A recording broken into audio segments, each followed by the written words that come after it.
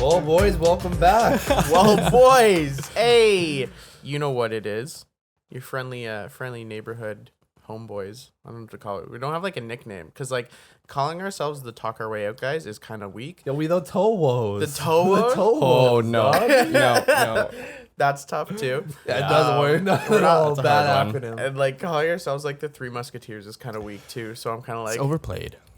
we'll be the homeboys. Just the homeboys. Just Oh, for yeah, today until we Homeboy's think the of- original one. now. Yeah. No one's ever said that We're before. getting So creative. realistically, Do you guys know what hydro homies are? hydro homies. You guys are not on Reddit enough.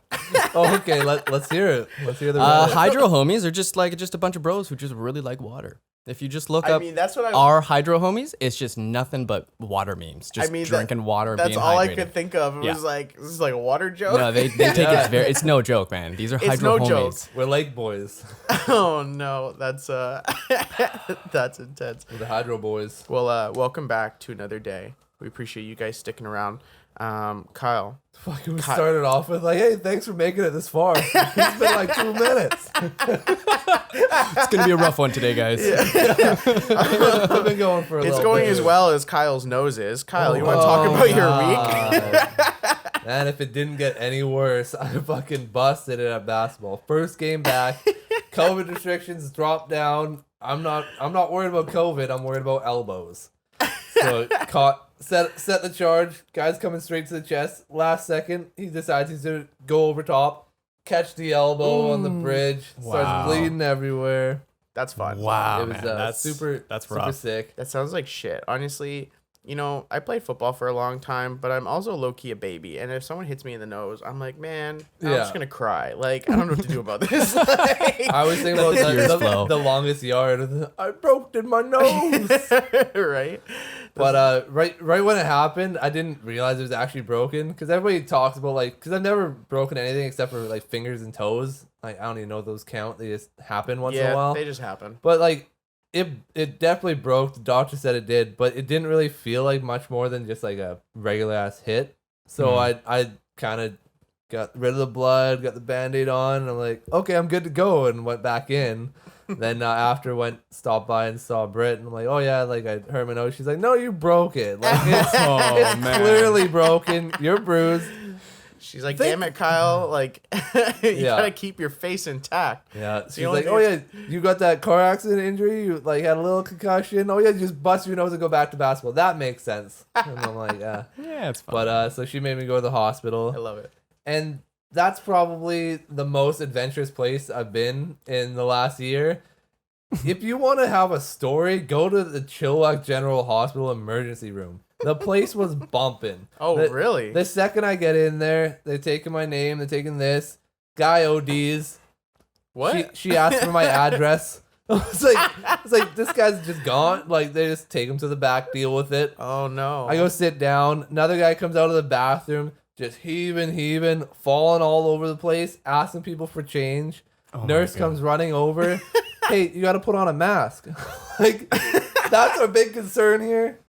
That- what else are they gonna do? I guess. I was like, I was like, that's great. whatever, do your thing. But whole time ends up get through the original room, get into the office. The doctor comes over and he's like, oh wow, that's actually kind of surprising. I'm like, oh what? He's like, oh when I came over, like I thought it was really swollen, but you just have a really pronounced nose. I'm like, Oh, shit. The doctor's the coming for audacity. The Wow, doctor's hey. coming for you. I'm like, oh yeah, like pronounced. You're even gonna use doctor terms to roast me. Like, yeah, I guess it's not so bad. It's just broken.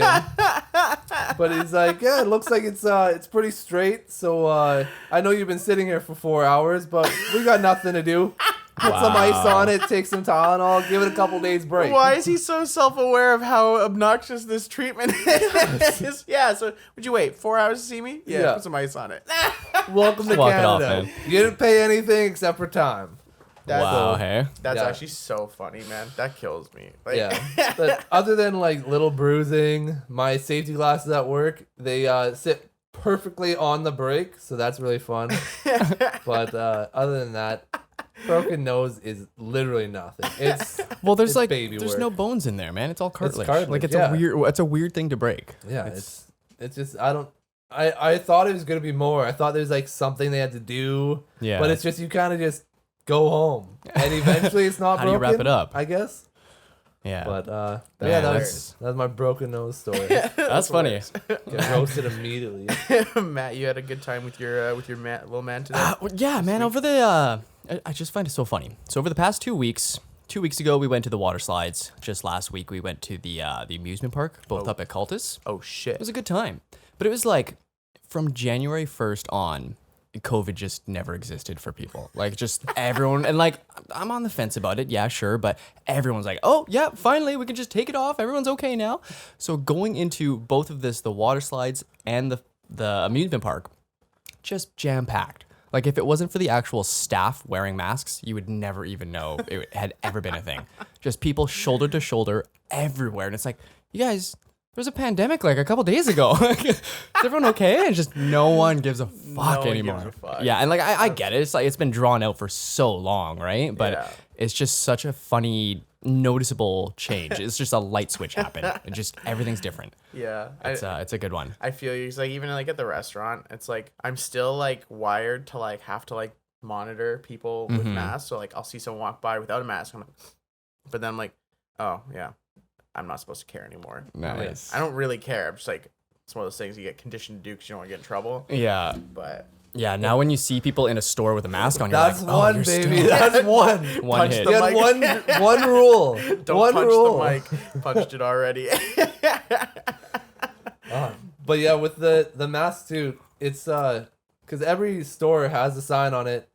We still want you to wear a mask It's unless you've been encouraged. double vaccinated or whatever. Yeah, yeah. But there's no way to enforce it, so it's a bullshit rule. Well, did you? kinda There was a couple of people. I want to say like maybe Quebec or Ontario, or I don't know for sure, but they made like a fake COVID test or passport or something like that, saying that they Oh. had gotten vaccinated, and they actually back checked it and they got fined or something like that. Yeah, so there were some people out there faking this thing, just trying to be able to travel, and they got full on called out on it. That's hilarious. Yeah, That's so Yeah, funny. because I know people are talking about doing like fake IDs, fake passports, Or and fake like exemption cards. yeah, the fake exemption. yeah, If you have an exemption, they don't give you a card for it. yeah. Like You can do anything with Photoshop. I just I think was I was told I could get an exemption this whole time because I have a deviated septum, so I can't really breathe out of my nose properly. They're You like, oh, can- you could get. I'm like, you can literally It's tell 5 them- seconds. You can literally tell them anything. Mhm. Oh, I think I have asthma, and they'll give you an exemption. Claustrophobic. But like, I think I ate too much shrimp today, and like I don't know if I can really breathe I'm a in little this mask. gassy to be honest, and it's not good for you guys. Yeah, when I burp 3 times in my mask, like we kind of gotta throw it out. Yeah, exactly. You know, I'll honestly pass out with the fumes of the gross bile that I've been eating lately. So Oh my god. the thing with places like Costco, like, oh, you have an exemption? They don't care. Yeah, Can't come in. So like, it doesn't even really matter. If anyone, like any of these private companies really don't want you to come in, what are you gonna do? I have an exemption. There's that video. That video was so funny. The one that was going around about the it was like the Jack Astors. And there's I showed Matt the video. I think yeah, you probably yeah. saw it on Instagram, but it was the one where the guy's like literally in the pisser and the dude's like hovering him and he's like, "You're not wearing a mask." He's like, "Dude, I'm trying to take a piss." And as someone That that's is had to enforce the mask policy, yo, let the man piss. Why? You don't have to take it that far. Like, Yeah. stand outside the door. What you gonna do? Jump out the window while you're not looking? Like, he has to come out, right? yeah. Let him pee. Let him come out. Then regulate him. You don't have to like hover his shoulder and be like, your flow's getting a little weak. You're getting closer to that Okay, mask time. hold on. Let's break this down for a second. So the video starts there with the man who's the one yelling without a mask. Yeah, right there. in the bathroom next to the urinal. So how do we know that he's actually pissing? And what if he was arguing with them before and then he just leaves and goes, I gotta go take a fucking piss. And he goes into the bathroom and he's standing there pretending to piss. And the guy's like, dude, you gotta put your fucking mask on. And he followed him in because he clearly just tried leaving the previous argument. And then that's when the guy pulls his phone out and starts recording. You know what? I feel like if the context was drastically different from what the recording showed, I Yeah. feel like the dude on the camera would have been like, no, you can't just start filming now and act like this didn't happen. See, Because that would be pretty sick. The commitment though to be like in the argument and the guy's like, no, you gotta do this, and just look him in the eye and whip the dick out. and just Yeah, I sound like an get a asshole. flow. Just Yeah. still get a flow at that point too. You gotta really not want that mask. So what happened then? Is he mid piss and this guy comes in and I he's like, don't hey, you got to even put your think mask on, he's and he takes his actually- phone out afterwards? I don't even think he's actually peeing. See, that's what I don't think he I is think either. he was literally at the urinal saying he wanted to take a piss, and then the guy was giving him a hard time, but he's not even pissing. He's just arguing with him standing in the washroom. But then the next video cuts, and I imagine the dude like walked out, let him piss, and then when he came out, then the rest of the management and staff confronted him. And then there's like that one poor lady who's getting really upset because she's so frustrated with him because he's being Yeah. so irrational. And see, I totally understand because in most scenarios, you know, especially as a customer service, you're told to like, you know, the customer's always right. You have to be respectful. You have to be so nice. Basically, kiss their ass and bend over. Yeah. But I'm like, I don't give a fuck about your exemption. Oh, you have asthma? I don't give a fuck. Get out. It's simple. Like, Little you know, little side story. Do you know who actually invented the phrase "the customer's always right"? no. It was a really good salesman, and the full saying is actually the customer is always right in knowing what they want. So it's just a saying to other salesmen to listen to what your customer wants because that's the thing that they want you to sell them to. So and then but customers have taken that and going, I'm always right. Listen to everything I fucking tell you because I'm the one who's right. When it's actually like a double negative, where it's actually like used against them in a way. Most That's people how don't know that. lazy we are. Is that we couldn't take the second breath and just say the second part of the sentence. I've never heard the second Yeah, never part. most heard people that most either. people don't know about that, but it's the customer is always right in knowing what they want. I think that's funny on how out of context that's been taken. Exactly. Isn't Like, that crazy? Yeah. It's just it really it reminds me of like Star Wars. You think about things that are like completely misquoted. Luke, I am your father. He never says that. That was never in the movie, but that's like one of the biggest like Star Wars lines ever. Like he says, "No, I am your father." He doesn't say Luke. Yeah, So yeah. like, but like people just like they'll take what they remember vaguely. It's like I think he said something like this, and then they'll just run with it, throw it in print. It's good enough. We're just paraphrasing. It's Yeah. fine. Yeah. And It's then, more relatable. and then once that paraphrasing understanding's lost, then it's like, oh, someone's just reading along and they're like, yes, I'm gonna take that as it is. But, well, Exactly. all right, cool. I Take guess. it exactly at face value. It's actually funny. One time I had a university assignment, and the teacher was like, "Yeah, make sure that you have some kind of like catchy quote at the beginning to really draw in our attention." And I'm like, oh, "Okay, sure." And then I kind of did it last minute, so I mean, it was a shit assignment, like shit effort on my part, and I couldn't think of any catchy quote. So I go on Google, find like one of those quote websites where you did a little who said what. Oh, that sounds good. And I just pulled a random quote that was obviously completely out of context, but when I didn't even take the whole quote. I cut the quote too. So like I took the quote and I shortened it to make the first part of it match what I wanted to say. And I used that quote. And it just so happens that the kid I get to proofread my thing is well versed in Genghis Khan, the Book of War, and he's like, I believe he was talking about this in that chapter, and just goes off on me in the fucking review. Oh, man. And I'm just like, bro. He's like, I don't think that has as. And then he talks about because it's the Book of War. He's like, I don't think that has anything to do with peace and reducing borders. And that was what the assignment was on. So he like completely cooked me. Oh no. Well, you could argue you were paraphrasing. he's reducing all the borders by just killing everybody. Wouldn't that be what it is? Well, you know but what? I don't know. Anything. With all his effort, I got a better grade anyway, so he can suck it. Nice. Anyways, moving on. Matt, you were pretty pumped. You were telling me that Windows 11's coming out. I haven't heard anything about that. Yeah, man. Okay, so like I'm not like I really enjoy tech. I like the cutting edge of technology and everything. But with that being said, I'm not like a super in-depth IT person. Like I built my own PC, but I had no idea what I was doing. Like I still don't know how it actually works, but I put it together. Nice.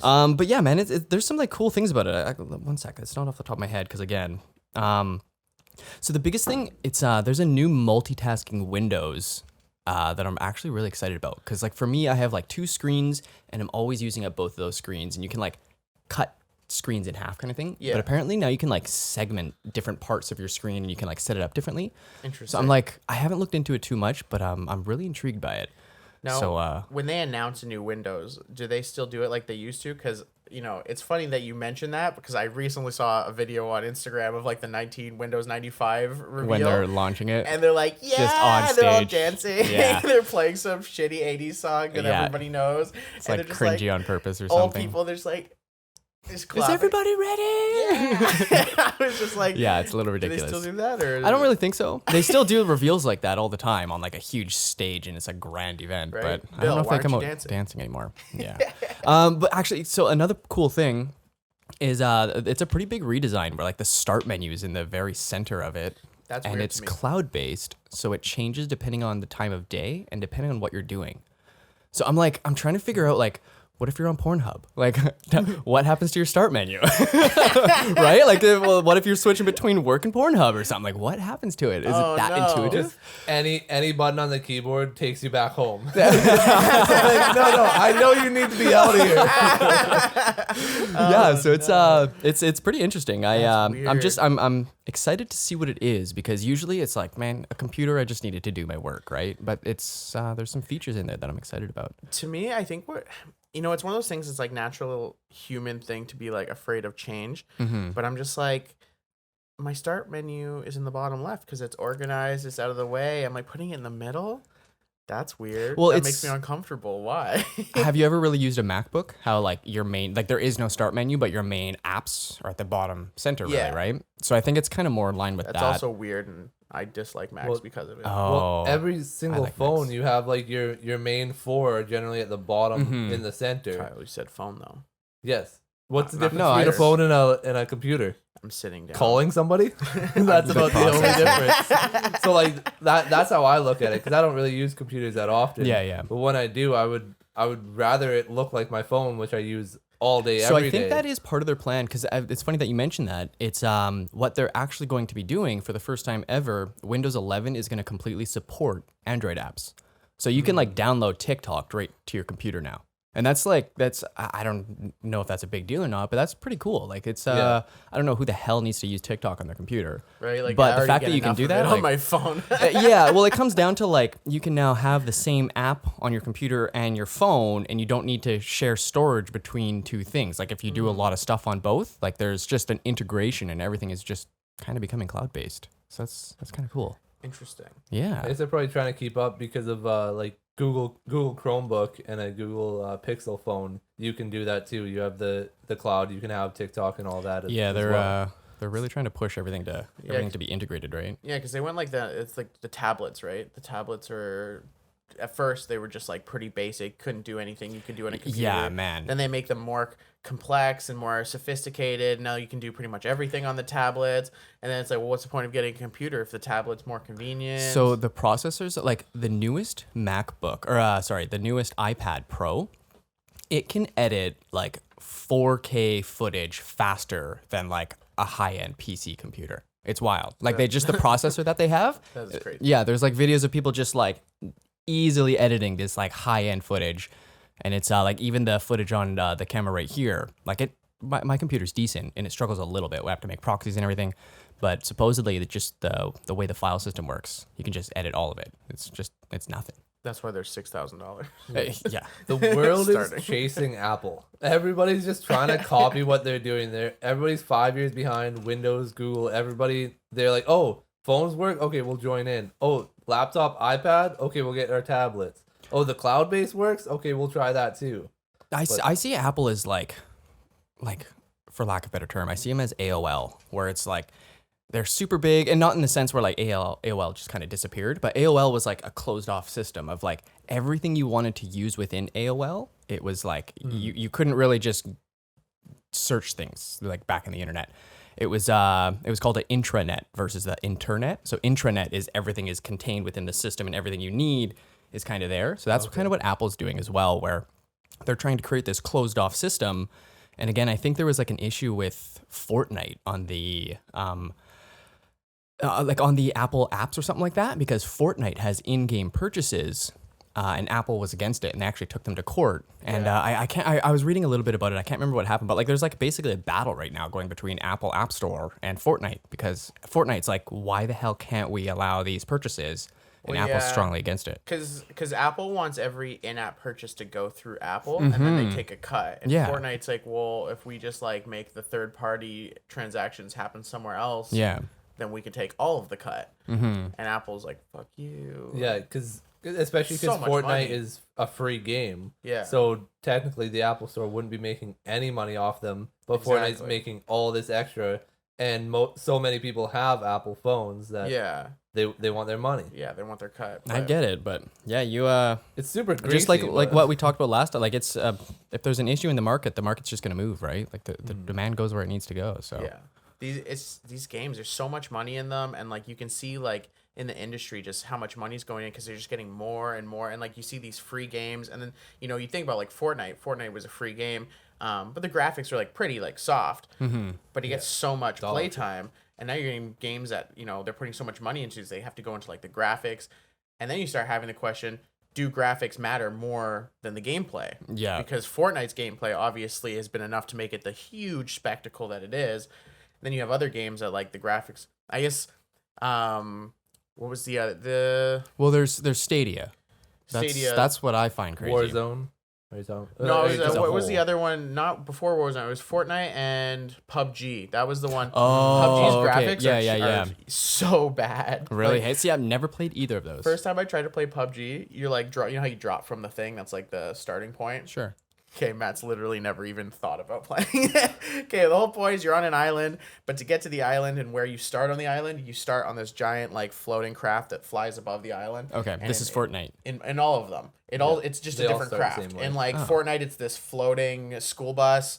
In PUBG, I think it's just like a plane. So or are they whatever. the same game, but Fortnite you just build stuff? Yeah. Okay, cool. And All right.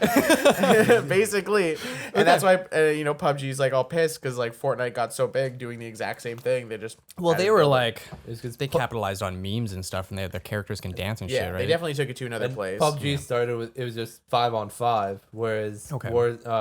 Fortnite was 100 people drop. Oh, seriously? You're Yeah. immediately Just 100 free people for all. drop, you die, Yeah. you load right back in. Oh, you go as fast really? as you can into the next game. Yeah, it's wild. Wow, that's actually But- crazy. But anyways, I think it was like the first time I played PUBG. I'm like dropping and I'm floating and I'm seeing like as I get closer to the ground, the textures start to render and stuff. And then I get to a point where like I'm about to like land on the house, but the textures on the house haven't loaded, so I'm just standing there like in my like chute and I'm just like next to the house. And I'm just floating. I'm just stuck. Oh, because it didn't load. It didn't register yet, so it like didn't load the textures. So I'm like, Nice. all right, just waiting. Sick game. I'm having a lot of fun right now. Nice. It was just shit game. But to think of such shit quality graphics, and it still gets so much playtime. Yeah.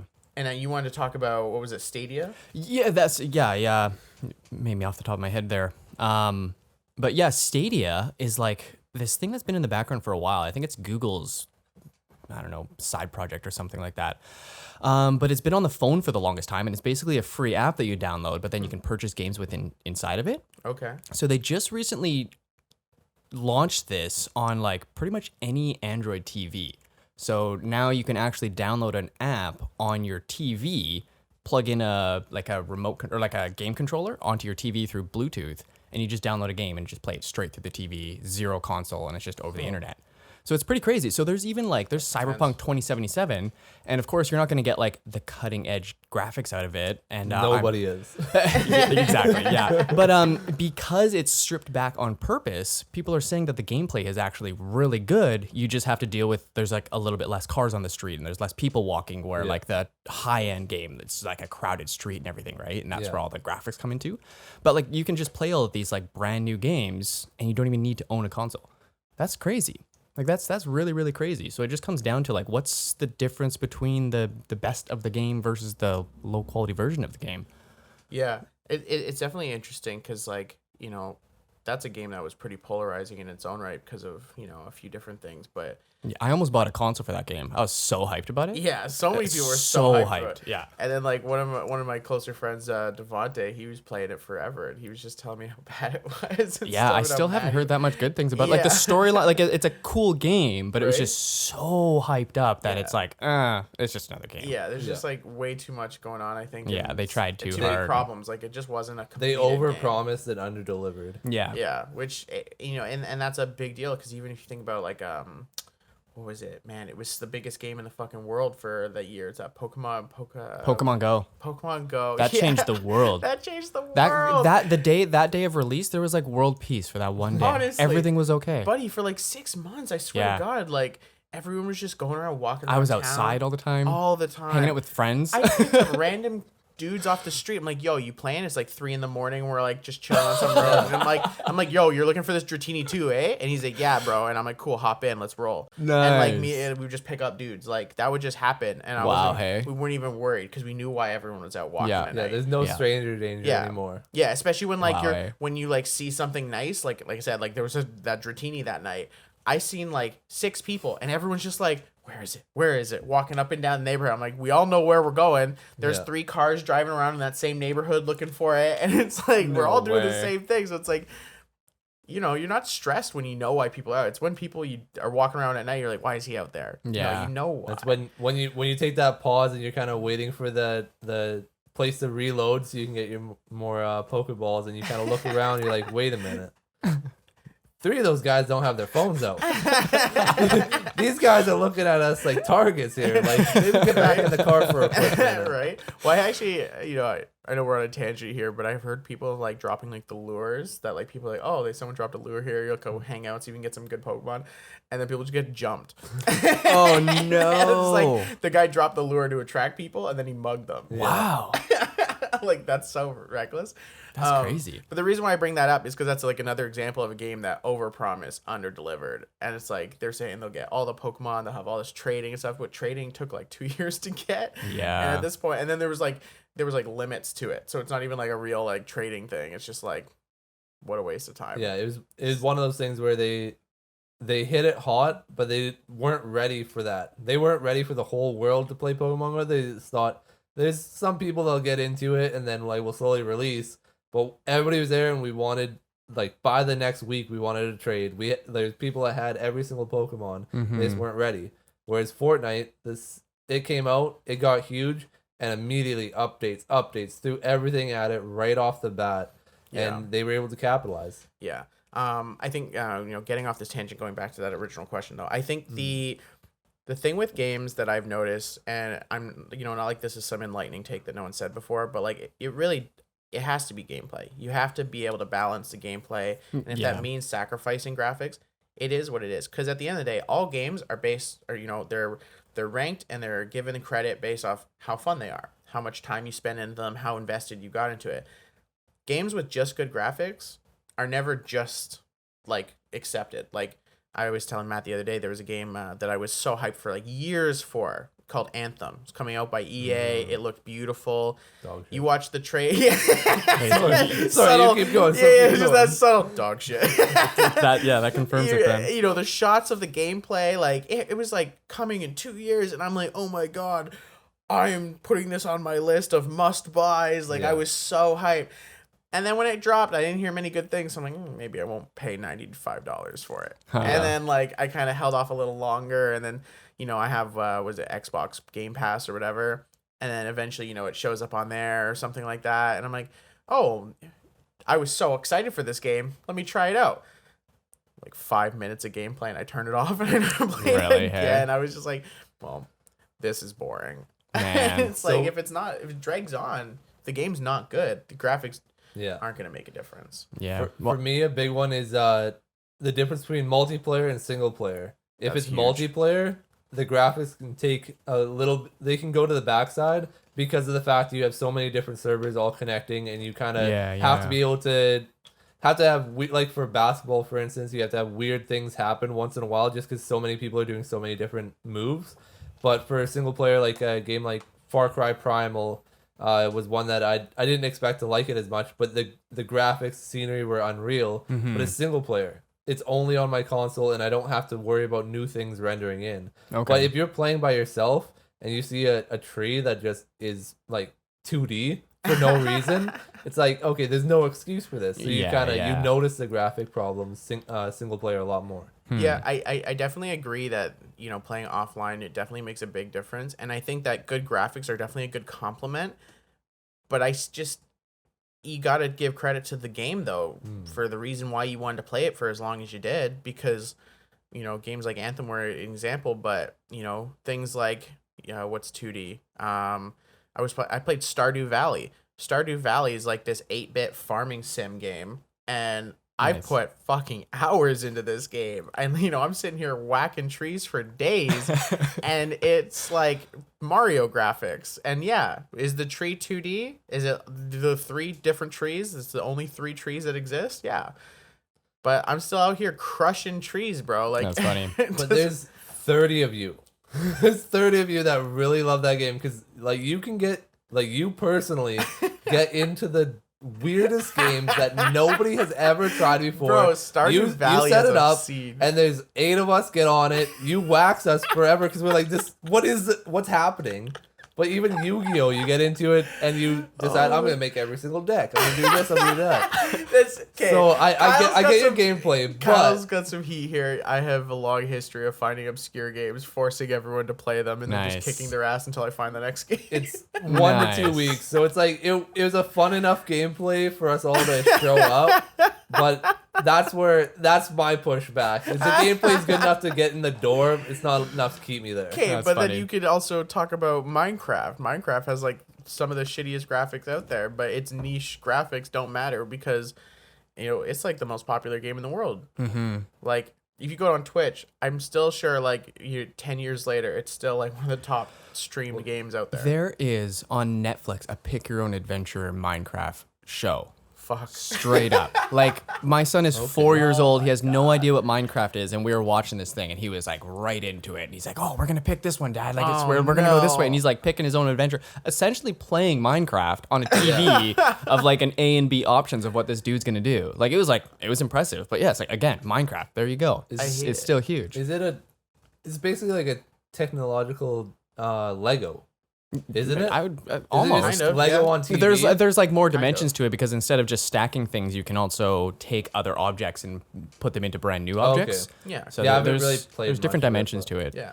Um, Like I've put so many hours into Minecraft when it first came out. I mean, I don't play it anymore because there's not really much of a story to it. Yeah, but there's no gameplay. well, there is. There There's is. a point. Yeah, What is it? I just found this out. Yeah, if you haven't, There's a point If to you it? haven't played, like, there's a way to see the credits. Like, there's credits. There's an end credit Oh. screen that you Weird, can eh? see. There's a story mode in Minecraft. Well, Okay. the whole point of the game is to be in survival mode, right? You have to get through. You start with absolutely nothing in the daytime. You've got to make it through the night. There's monsters that are coming to kill you, and you're trying to build your life and survive. But the further you get in the game, the deeper the better technology you've developed, the deeper you're able to get into the earth and find new resources.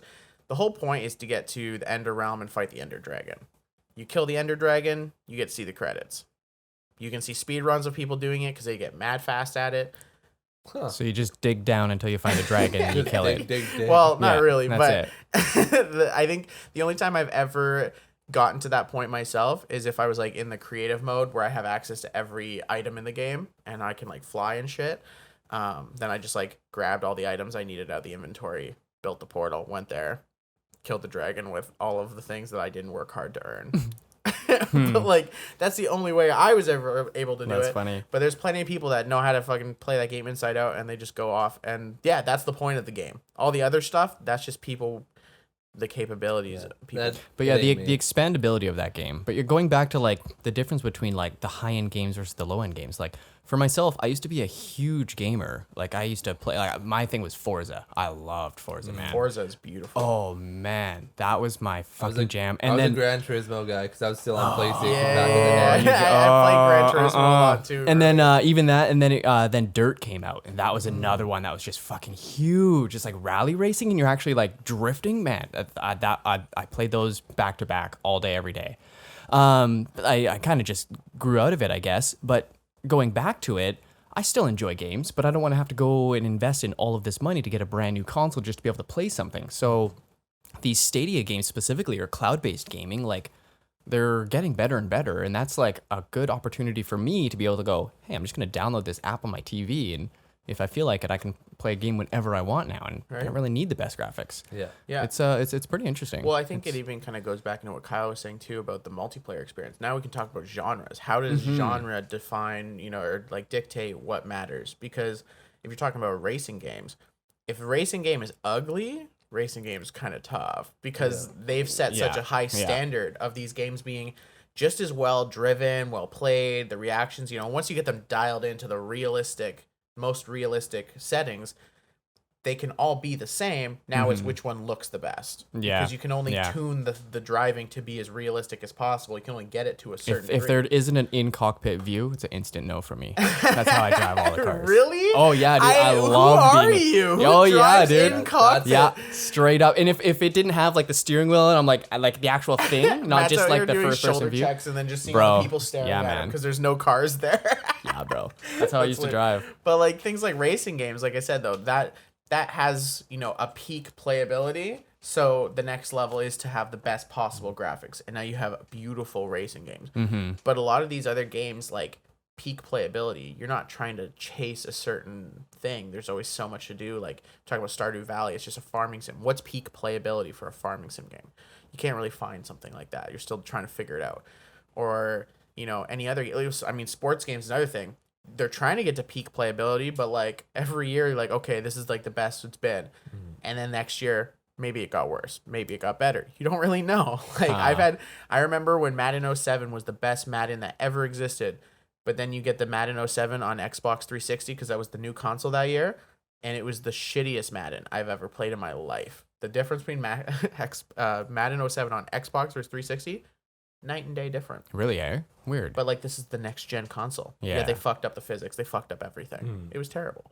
And that's like just one example of that's happening in so many sports games, so many times, and even different brands of playing the exact same sport. You got NBA 2K, which takes over the whole fucking world. They got a fucking sports league, and then you got NBA Live.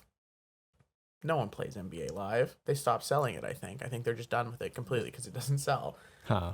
But NBA Live is made by EA, who runs NHL and Madden like monopolies. So where does that go? Yeah. And then you were asking too, the floor for shitty graphics. It's only getting higher because all of the new technology and everything. Do we need the high end graphics? Is that even? Yeah, it's just for the top end players who just like when you're at the top of your game, it's diminishing returns. I think it is. You have to invest exponentially more money or resources to get that extra 1% Right. higher, right? $10,000 PC or something. Exactly, yeah. So it's for these people who are at the absolute top or like essentially making money off of this stuff. It's like, man, you may as well have the graphics in there for them. Like that, right? 'Cause Graphics, frame rate, all those yeah, other yeah. bells But and whistles. man, it's just the bottom end is just getting better and better. So I'm curious, like cloud-based gaming, how is that going to play into like multiplayer games and everything like that? Like I don't know how that's going to work, but maybe it's already a thing. But it's pretty interesting. I think we gotta move on because I'm falling asleep. And we're talking about games right now. This is my field, but I think we got past. Let's move it. I think we're past on Yeah. to the next one.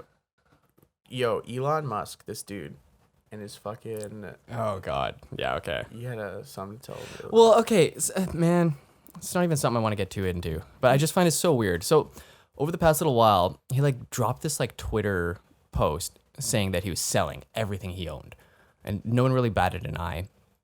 And then just recently, I can't remember what happened, but like he essentially said that he literally lives in a $50,000 tiny home.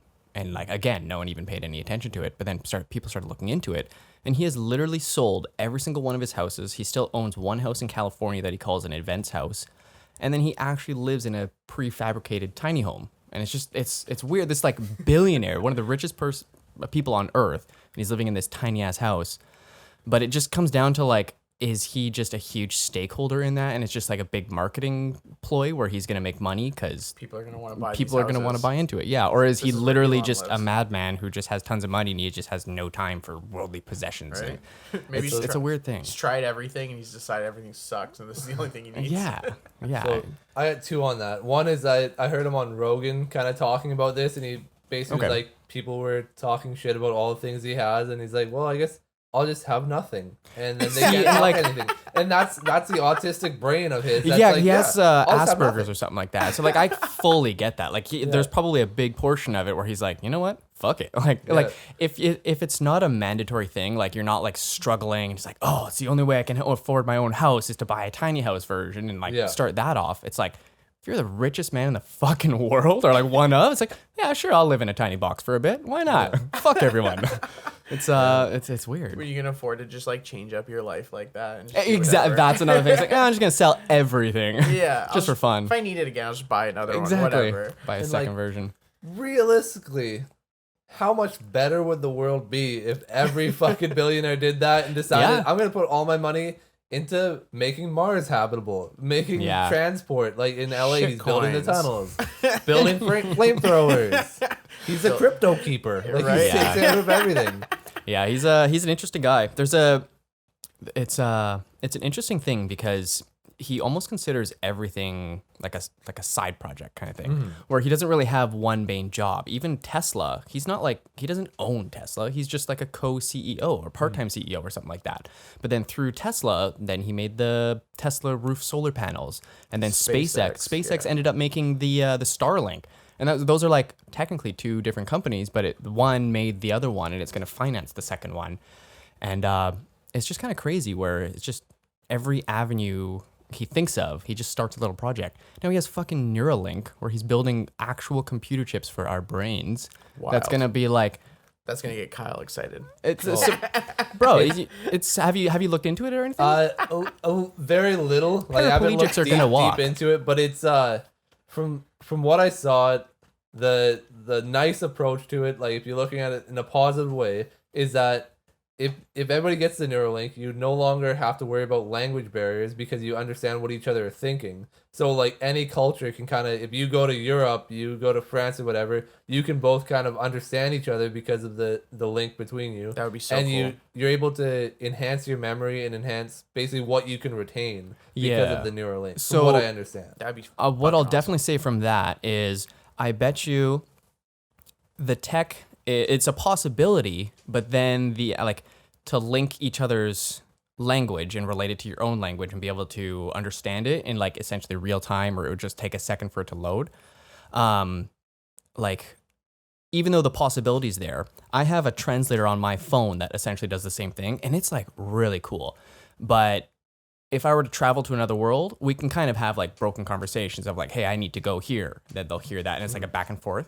But to try and have like an in-depth conversation with someone who's speaking a completely different language, I feel like the tech behind that is like probably pretty far away, because we just don't have the ability to compute things that fast. And that's even like, maybe I'm wrong, but it's Neuralink in general is trippy, man. From like a layman's point, Yeah. I completely agree. It doesn't seem like we have that, but It's crazy though. like 5 years ago, NASA could only have an aircraft go up and then it breaks down, and now Elon Musk is like, oh no, mine will just land, Yeah. and then we'll reload and go again. Yeah. So wild. you can't really discount what Elon Musk can kind of do in a year. Yeah, which technology's- is really crazy He can do because so much. It's increasing exponentially. It's crazy. he's got $50,000 in debt. Like he can spend all his other billions on whatever he wants. Well, Maybe and he I- decides to. I think who else is going into space right now?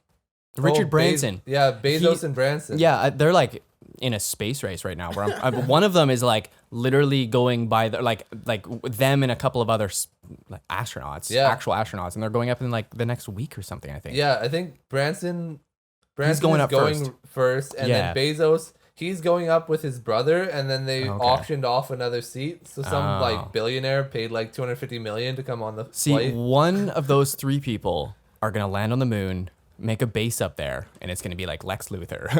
It's gonna like just own the moon, and it's gonna be this super station, and no one's gonna be able to do shit because they're geniuses. Can you imagine that flight and you have like that seat got bought by someone really annoying that you don't like, and I'm just like, fuck, Some where are we rich going again? asshole. Oh, it's fucking space with this idiot. Fucking space, No, man. what you really imagine is something goes wrong. Like you're just, okay, well the richest guy on Earth is dead. Who gets his inheritance? Is he? Because he doesn't have kids, I don't think. Bezos. He has a ex-wife who, but I guess that's it. I don't know if he has kids. I don't know. mean, like if they sure were he doing does. any, I mean, my brain says, well, the money's probably gonna go to the fucking U.S. government, and they're gonna be like, ha ha ha ha ha. But I'm just like, why don't you just donate all of his money to all of his employees, and all of a sudden, half the world Yeah. in the United States is fixed. Like that would happen, eh? Never. Never. yeah. Speaking of Elon Musk, though, him and his shit coins have inspired so many influencers over the last little bit to push so many shit coins. And I don't know much about crypto at all. I'm already triggered. Kyle, you're into crypto a little. You're interested in it, right? It's a combo. I was interested, and then like as it keeps developing, and you realize that like it's the value is determined by the tweeter. Right? That's See, where it's hard, and it's not every one of them, but it's something where it's the value seems to be able to drastically change at a blink of an eye. Yeah. Potentially in the future, it'll be structured so that like there's some other way, but the way it's made, it's supposed to be able to fluctuate. So this could be a Well, potential. it's built off forever. of just free market, right? But like as a market cap increases, those fluctuations become smaller and smaller because there's more and more people invested in it, right? So to take out that same number, monetary number, it's going to drop the value quite a bit. But then once the market cap's bigger, you take out that same amount, and the market cap only drops a tiny bit, right? So you need exponentially more people pulling their money out at the same time as the market cap gets bigger. So it's kind of this thing where as a project grows and grows, it becomes more and more stable. So it's like, for me, it's Bitcoin and Ethereum have the absolute potential to change the entire world forever. Everything else is basically a scam.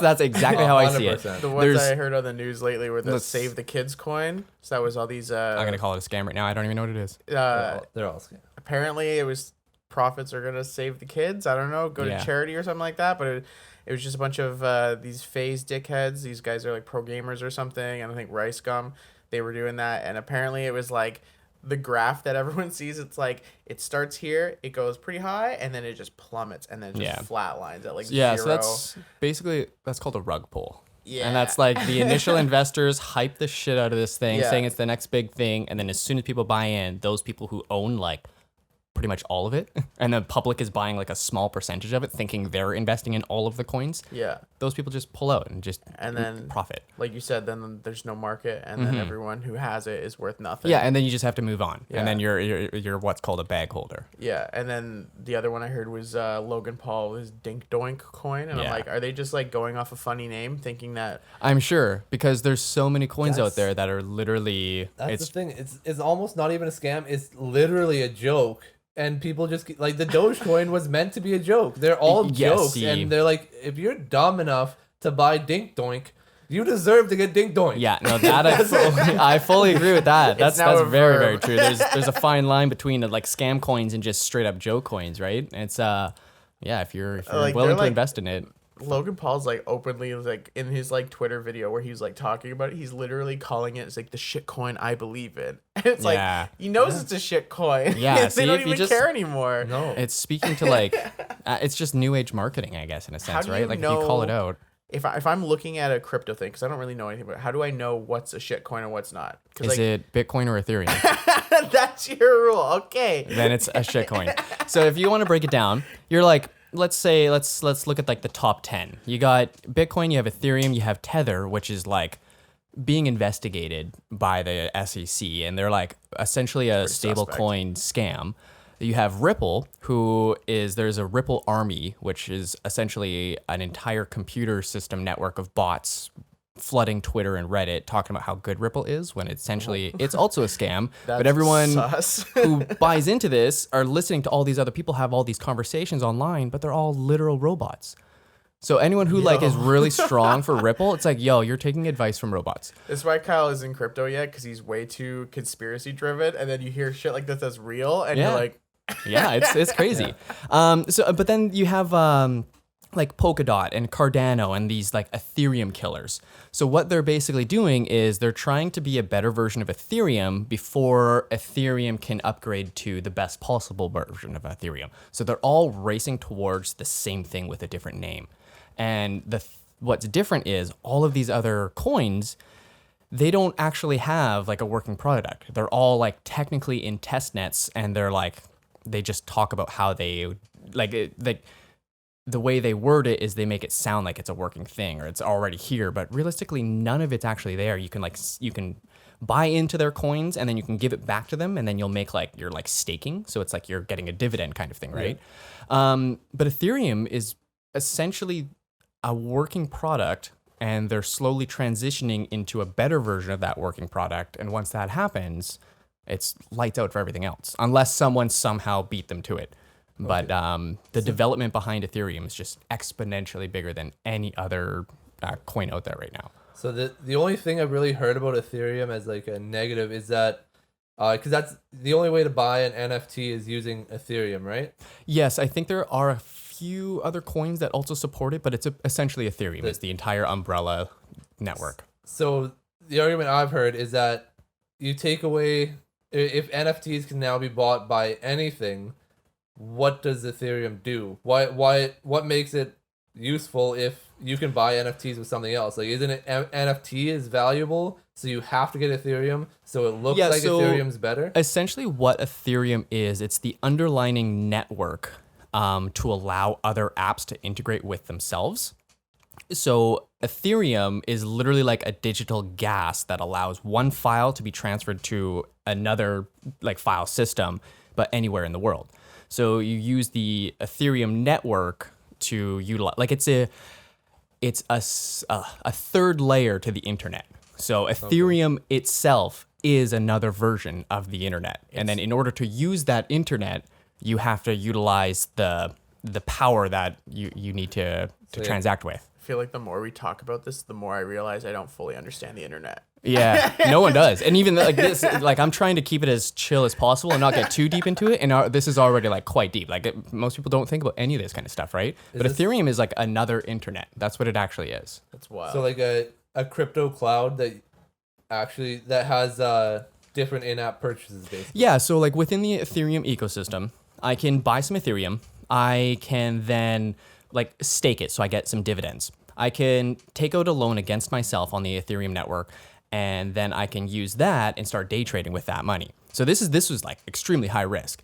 But then you can like start day trading with like trying to make small profits here and there when you're also getting dividend payments within that same coin. So there's like a compounded effect on top of a compounded effect almost. So where do the dividends come from? Like, are you putting these into because what you're stocks? actually doing is you're lending your crypto to like a lending platform.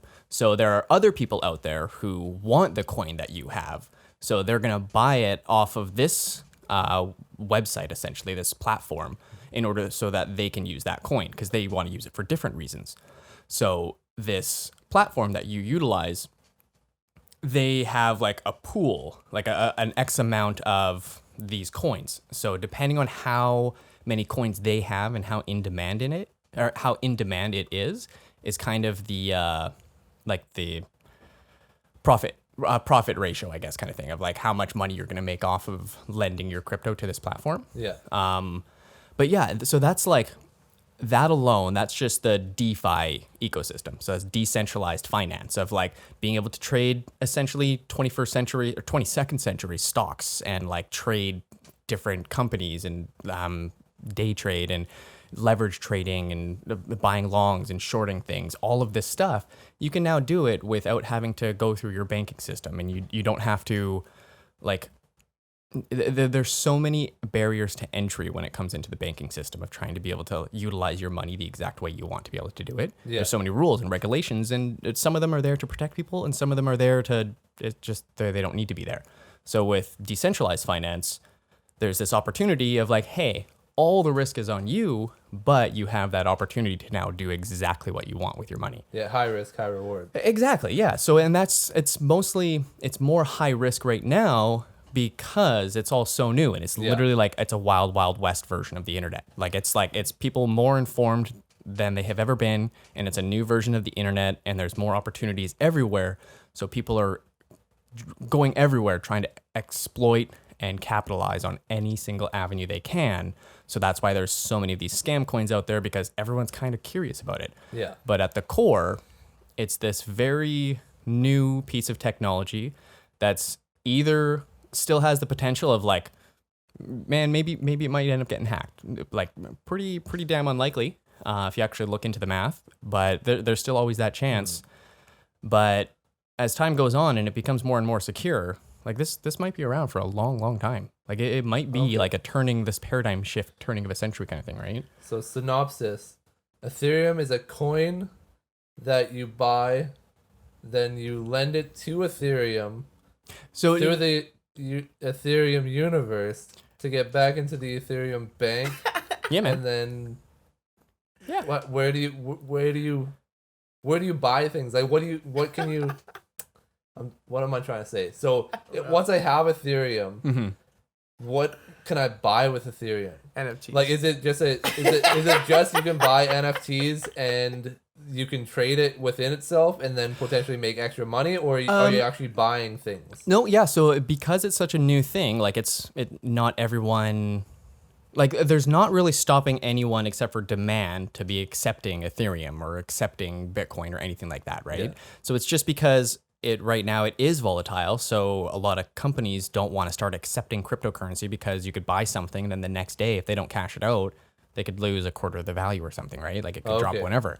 So people are a little bit reluctant to be taking in this currency. Yeah. But as soon as the demand is there and as soon as there's like a bit of a stability to it, if people hold their money or hold their wealth in a certain function, in a certain specific unit of value, companies want money. Yeah. So they're going to accept that version of money no matter what. If I have a ton of something and I don't have any cash, a company's going to go, hey, we accept Ethereum over here. You just happen to buy it. And then that's going to be easier for me because then I no longer have to cash my Ethereum out into cash and then pay for something, right? There's going to be Yeah.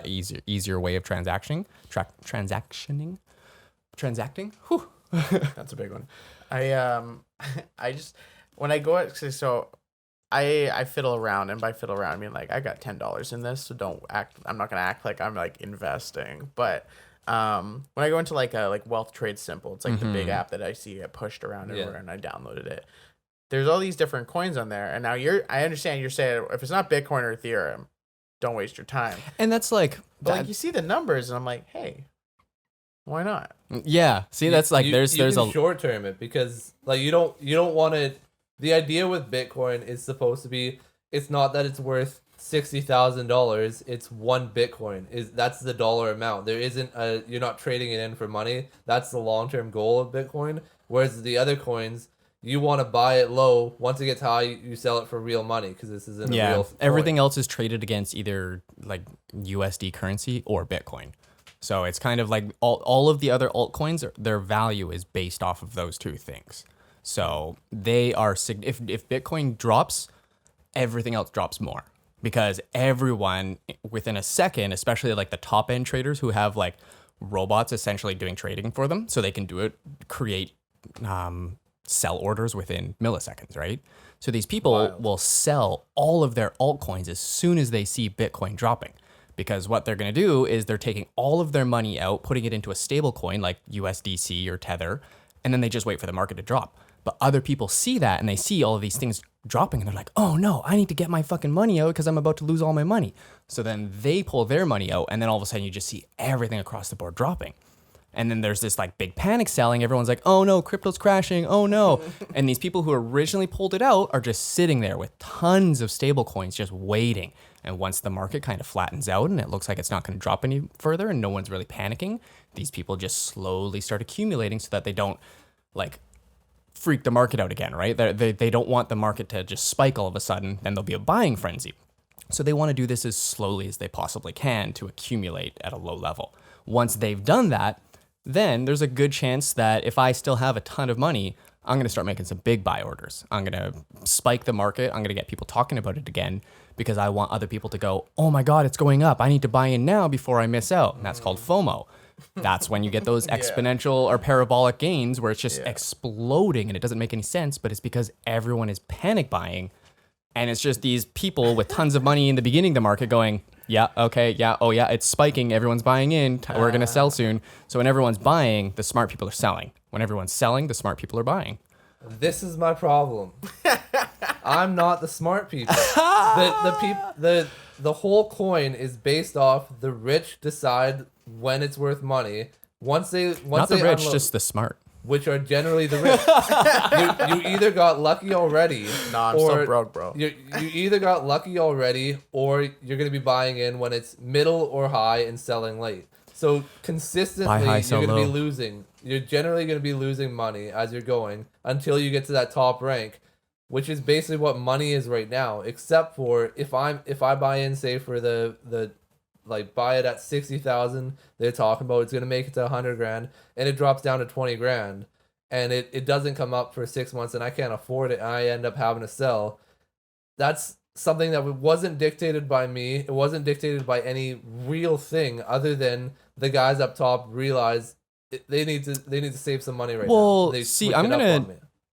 I'm gonna say they're playing you because you don't know how to play I'm the a game. sucker. Yeah, Yes. so like if you're So consistently, investing there's gonna be so many investing suckers. more money than you can afford, like if you can't handle the market dropping and then you have that emotional reaction of, "Oh my god, I just lost half my money." No, you didn't. You didn't sell yet. As soon as you sell it, then you lost half your money. Mm-hmm. So if you can have the mental or emotional stability of not having to worry about it and just like, "Hey, if I lost that money, that sucks, but I'm just going to leave it in just to see what happens." And you just kind of leave it there and you forget about the market fluctuations.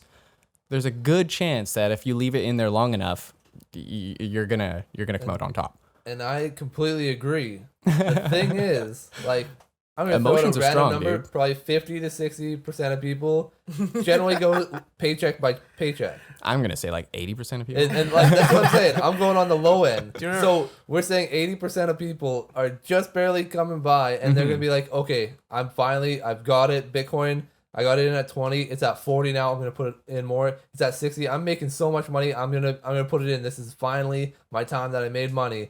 And it drops. And it drops for 6 months. Most people are dumb enough to do that. And that's where the top end is just going to keep winning. And that's where I can't do it because I don't think I would do that personally, but I'm already past the boom. Like the original boom when it was at $1 or whatever jumps up. Yeah, but That's everyone where you make says your that, real but money. everyone who hodls is what the term is called. They all make money. All of them. Doesn't matter how much you put But in. you can't make money if you don't sell. So how could you Because be if you making if you just hold on to it for like a year, more closer towards, if you hold on to it for 2 years, statistically, every single person who has ever held on for 2 years has made money. But hasn't it only been around for like 3 years? No, dude, it's been around since. So Satoshi Nakamoto originally released the white paper in like 2010. The protocol was actually being executed, I think, by 2011, and there was like a handful of people, and they were like the like top leading cryptologists and stuff like that, like people who write codes relating to like encrypting files and everything. Yeah. So, and people have been trying to work on a digital dollar since like 1990. There's like interviews of like computer scientists talking about how in the future, eventually money is going to be digitized. And there have been versions of Bitcoin before Bitcoin was even released. There was like BitGold and there was eCash, but none of them could actually solve the problem of like the double spend problem, which basically what that is if I have a coin and I spend it, if I am fast enough, I can also spend that somewhere else. So what Bitcoin did was create a system where that is completely impossible. And there's a verification within every single transaction and everything is verified and double checked. And Yeah, there's an active ledger, right? Exactly, yeah. So that's where the actual blockchain technology came in. And that's kind of what revolutionized it. And it's not even like this thing that was invented on the spot. People had been working on this for so long. And it was finally Satoshi Nakamoto who put all of these little things together and created Bitcoin. And it just, since that day, no matter what anyone tries to do, no matter all the hacks that are allegedly happening, none of it actually has anything to do with Bitcoin. It has to do with the companies that are supporting Bitcoin, but Bitcoin just can't really be hacked. Yeah. So that's trippy. So I hear all that. Yeah. I hear it. And it may have been around in 2010. Yeah. But nobody was making 10 grand off of it in 2010. Like there's maybe a handful of people that bought $1 million right off the bat, and like Yeah, no, there's quite a bit of some people people. that probably did. But that's what I'm saying is that those people made that money then. But I don't see that big jump yet. And Okay. if everybody buys in now, Yeah. there's only that So limited amount. I see there's a big difference between like, okay, what are you investing in? Are you investing to get rich? Well, then you're going to have to play Bitcoin like it was back in 2010, 2011. No one knew what the hell that was. It was the weirdest concept imaginable, right?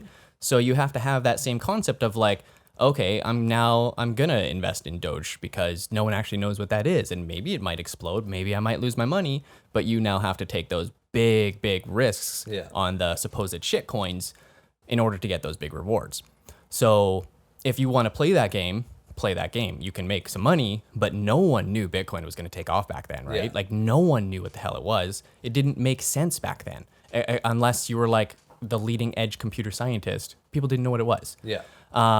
But now, fast forward to today, why are you investing in Bitcoin? Well, is it to secure your wealth? And do you have an understanding on how money works? And do you have an understanding on how money is actually printed and the fact that the Federal Reserve isn't actually connected to the government? They're their own entity and they kind of control the flow of wealth to the American people. So that's kind of crazy. Yeah. So if you take that concept and then go, okay, well, what if there was another system where I was in 100% control of my own wealth and there was nothing anyone could do about it? That's Bitcoin. So that's kind of crazy. So do you want to get rich? You have to play the risky day trading, or like you have to play the risky buy these coins that no one really knows about, hoping they're going to take off.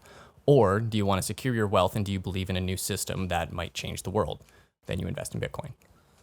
So So it's either do you want to get rich or do you want to hold on to the wealth that you have? okay, so for me, is it would it be the right thing to say with Bitcoin, at least right now, it's something where you should be putting your toes in, not your Yes. whole body? Yeah. Is So that- it's a good thing to do is if this is something that you're actually interested in, and it's kind of the thought process of, hey, I don't know what this is entirely, but it kind of makes sense and I'm really interested in it. What should I do? There's something called dollar cost averaging. And that's basically no matter where the market is, you turn it into a bill. So every 2 weeks, let's say, on payday, that same day, make a payment towards your exchange and buy like $20 of crypto, $100, whatever you can comfortably afford of like, hey, I was going to spend this money going out to the bar and I do that every single weekend. Instead of that, I'm going to invest in this. And it's like a bill that you pay. So as soon as you pay that, that money's gone. You don't get that money back. And if you can Yeah. maintain that mindset of every 2 weeks, I'm going to put in $50 and leave it no matter what. You keep doing that and eventually, like a couple of years, boom. Oh, wow. I actually still have all that money and it's increased in value. So I just paid myself to invest into myself. And that's a cool concept. So that's kind of where I'm leaning towards on Bitcoin of like, it's the Yeah, future of your own personal that's wealth. The part I can jump in on that. I Yeah. I started can go for doing it. that low key with because I was putting money into fucking packs on Ultimate Team on Madden and shit. I was like, Dustin, I don't even have time to play Ultimate Team. Why am I buying coins and shit and Oh, like God. 2K and buying play? I don't even have time to play this fucking game. Why am I putting money into it? I'm like, put it into something like stocks or something. Fuck, Dustin. Nice. That's hilarious. Getting off the tech talk, we had our boy Joey Chestnut show up and become arguably the greatest athlete of all time. He's the If you calling king it a that he sport, is. are we calling it a sport? I guess so. The sport. The sport? How would The you break sport it with down the for us? winningest. There's no real breakdown. He's the best. Like look at just think. Does everyone know who Joey Chestnut is? Oh, Today I heard about him. That was Yeah, it. so Matt heard about Yeah. Joey Chestnut I thought today. he was Who is the this? face- So he's Kyle's idol. the biggest eater. Like he has. So obviously he's a hot dog eating champion. World Okay. record Yeah, hot dog there it eater. is. Okay. Like okay. world record like 10 times over. Like there's nobody even like compared to him, which is crazy to say that he sits up there. There's 4 other people along his side and all of them know they're just there to eat hot dogs. They ain't there for a championship. They're taking an L every single time. But I think he has the last 10 world championships. I think his last one was it was a crazy number, like 72 hot dogs. Jesus. Buns and everything, or just the dogs? Hot dogs and bun. Oh my god. He eats the hot dog. His record was puts the bu- 75. He broke it with 76 recently. 76. That's what it was. How is that like physically possible? He eats, That's a good pushes question. the hot dog in, bun in the water, squishes through. Yeah. Over, rinse, repeat. Goes and goes and Got a goes. good technique there. He sucks back wieners, bro. Really? Like I don't Nobody's even. business. I have no like. I would just be like choking on the dog, like if I didn't just like have time to chew it. Yeah, and does he everything. does he chew the dog, or is it just I straight think down he the, just sucks the it back. guzzle? Like Yeah. something happens on the inside. He's got little minions on Yeah, the inside. little doing razor work, blades that cut it up or something. But like he's definitely throwing up for the next multiple days because the Yeah. guy's like maybe 200 pounds. Well, you Like, don't he's want to not, course. he's digest not all as fat that. as he should be. Yeah, He's- small he's Asian dude or something. mostly in shape. No, he's white. Oh, He's a white guy. Okay, that just blew my perception. Yeah, yeah. No, it's a white guy, Joey Chestnut. I don't know how you didn't get that. Wow. Johnny Appleseed and Joey Chestnut. Those are the best white guys we got. But the big Wow. headline was he won his 14th championship. And when you put that number against any other athlete in a major sport, no one's won more than, 13 championships in their sport. Oh, I think man. I saw it was like Rafael Nadal has 13 US Open titles, and now Joey Chestnut has 14 World Hot Dog Eating Championships. So Whoa. is he the greatest of all time ever? Go to He's goats. doubled up Tom Brady, Yeah. so he must be better, right? He's Wow. clearly better at his sport. and the thing is, he might be entering his prime.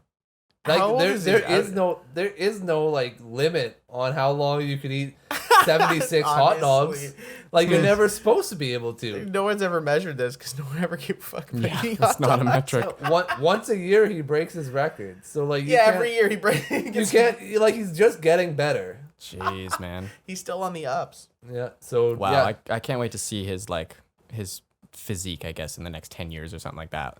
He's just gonna Oh, die of some new disease. Once he stops eating, like I don't know, like I don't even. body's gonna go into he shock. might balloon. Yeah, I don't know what will happen. I don't Yeah. think he can. Yeah. I think this is a lifelong thing. You can't retire from eating hot dogs. Yeah. Right?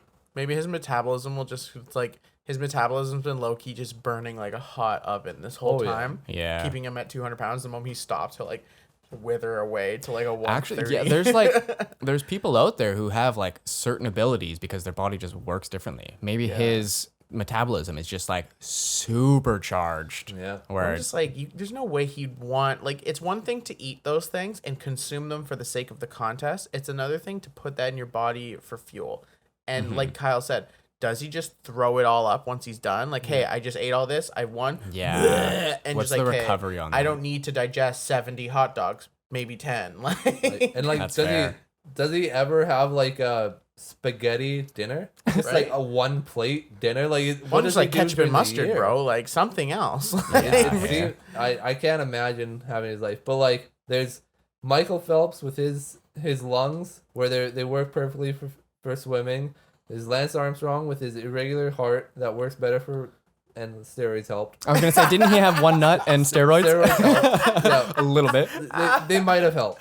But Blood doping. allegedly. and then there's Joey Chestnut and the metabolism. Those are the three irregularities that created the greatest of their times. Wow. Speaking of greatest of their times, I guess Kyle, you wanted to shout out. What's his name? Shohei Otani. So Tell me about this guy. I don't really understand in baseball how until now pitchers have basically you're accepted that if you're a pitcher, all you do is pitch. When you get up to bat, if there's no designated hitter, you bunt or just strike out and it's completely fine. Nobody gives a shit about that side. You suck at baseball except for the pitching. Yeah, part. all you know how to do is throw the ball. You don't even you throw the ball, they throw it back to the guy beside you. You grab it when you're in the bullpen. You don't even have to catch. So this has been for some reason just accepted. Then Otani just comes in here and I think he's right now leading the league in home runs.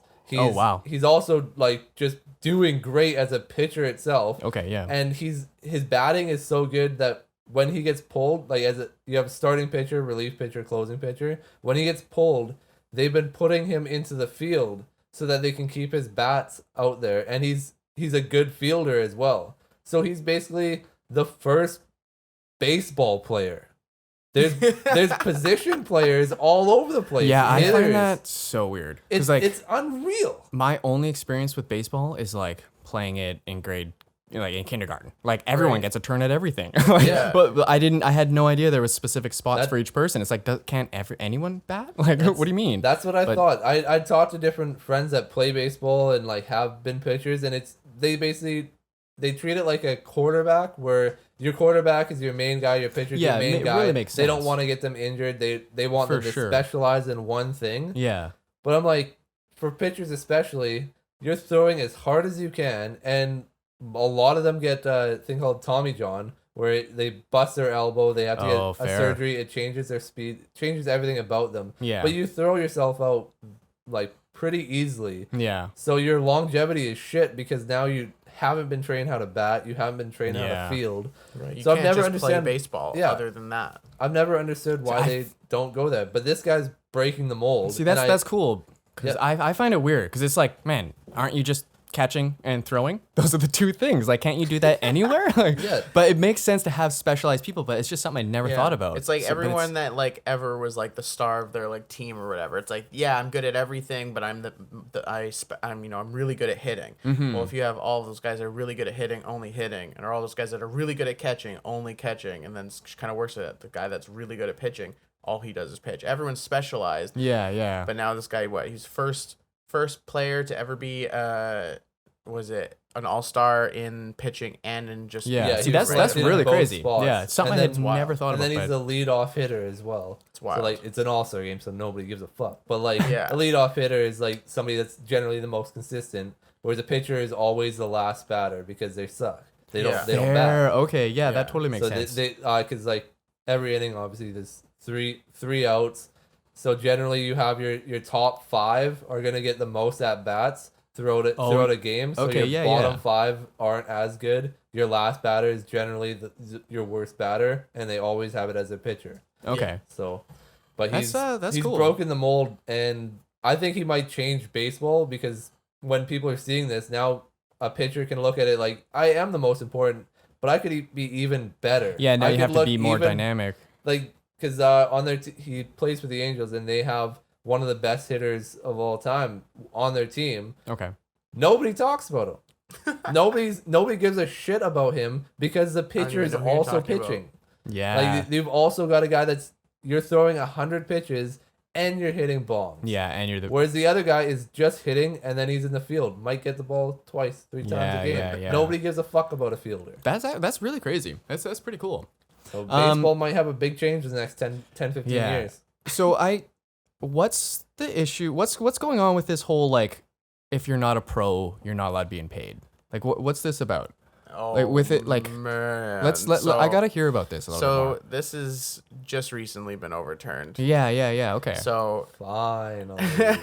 the NCAA, the National Collegiate Athletic Association, has had this rule for literally ever that if you are playing on a college team, for the sake of protecting the amateurism of the sport, you are not allowed to accept or profit off anything to do with your likeness, your face, any of your performance or notoriety for playing in the sport. So you can't, no recruiting things. So like you can't take money from the coaches that recruit you, ask come to school, be like, hey, I'll give you some money. Can't do that. You can't, make money off autographs. You can't make money off appearances, Can't public have talks. free crab legs. You can't get anything given to you because it's not even just money, it's gifts too. Like I can't give you Really? anything from like a card to like Kyle said, like crab legs. Like you can't get anything. Yeah. You have See, to that's be- wild. Which is why it is wild because like you got guys that are hella deprived and it's like, okay, I guess most recently I would think of Najee Harris. He's an NFL running back. He just got drafted in the first round this year.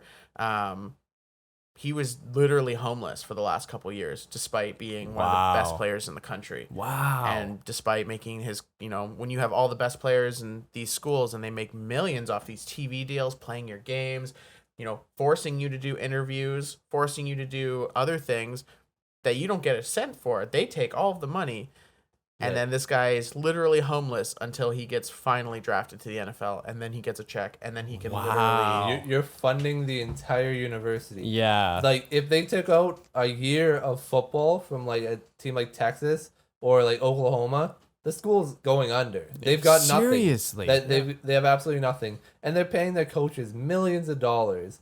Wow. Amateur coaches in their words. Yeah. So finally, the NCAA is allowing players to make money off their likeness. So anybody can be sponsored. Anybody can for us personally, they're gonna bring back the video games, because before they had the games, and then people realized like this is kind of bullshit. Right. You're making tons of money, and they would just have all the players, but they just have their jersey numbers. They wouldn't put their name on it, so they weren't actually talking about those playoffs. Right. Same as selling jerseys. They would Weak sell as the player's fuck. jersey without their name, so they didn't have to pay the players. Weak as Wow, hey, fuck. that's greasy. Yeah, That's, it was super theft. greasy. And like, and it's like for the football player, like generally football players stay in university for the full 4 years. Okay. It takes longer to get to the pro level as a football player. Okay. Anytime in those 4 years you get injured, you don't make the league, you don't make any money. Yeah, you you're were screwed. you were the potential number one overall pick. You get injured, you don't come back. Now the millions you were about to make, you still have your scholarship to fall back on, Yeah. and that's what they consider a scholarship. Is this is how you get paid? Like we're giving you a ride free in school. college. Yeah, yeah. You're going. Man. You're a football player. You're a basketball player. You don't give a fuck about your GPA. You're just there so that you can get to the league. Yeah. And they finally have allowed them to make money. And basically, every collegiate athlete you've never heard of that has a lot of followers is going to Barstool.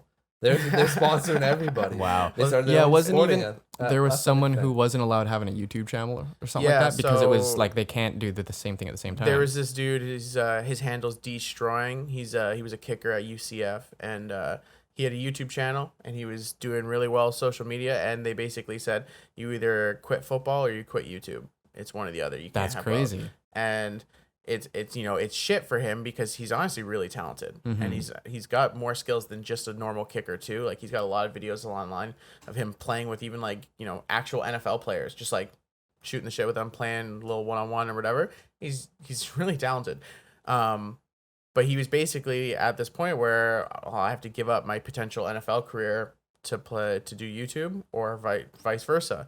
And he ended up betting on himself. He stuck with YouTube instead of football. And now he's a social media influencer. He's Oh. getting to hang out with all these NFL players and go on their shit, be on their podcast, Oh, go on that's their cool, at least. extracurriculars. Like, I see Tyreek Hill hanging out with him all the time, and even invited him to his charity basketball game that he held. Mm-hmm. And just gives him more connections, more people. And Yeah, that's good that it worked out for him. I didn't know that he picked YouTube. There's but a that's guy still named crazy. Tristan Jass. Did the exact same thing through basketball. Had a D1 scholarship. They said quit YouTube or not. He stuck with That's YouTube. wild, man. But it's unreal that like at any time they'd be like, oh, you have a job that's paying you, but you're supposed to play sports. yeah, Like you run your own business. No, you can't be paying yourself. What are you doing? man. right? And their Like- argument is that because you're getting more notoriety because Yeah, of your they're a sports, figure, right? Like they're that- Yeah, they're that's like, oh no, affecting your it's business." me. I'm the reason that you're getting noticed,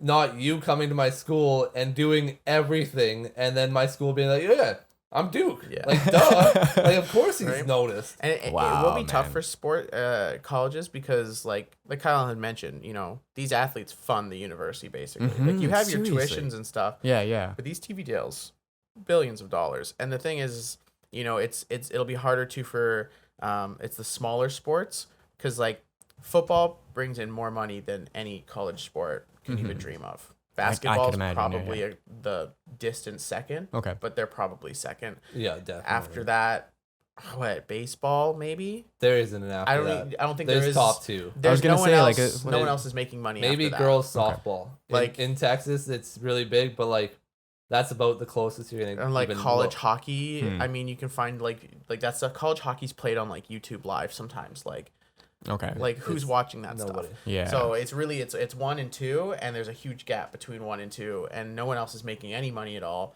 And all of those sports, all of those athletes are still considered D1 athletes. They're still at the top of what they do in the same way that the football players and the basketball players are. And they're expecting the same facilities. They're expecting the same gear, same, everything. But they make no money. So that's why you have the TV deals that basically pay into those sports to support them so that they can have that. Wow. Because if football just took all the money, everyone else is in fucking rags.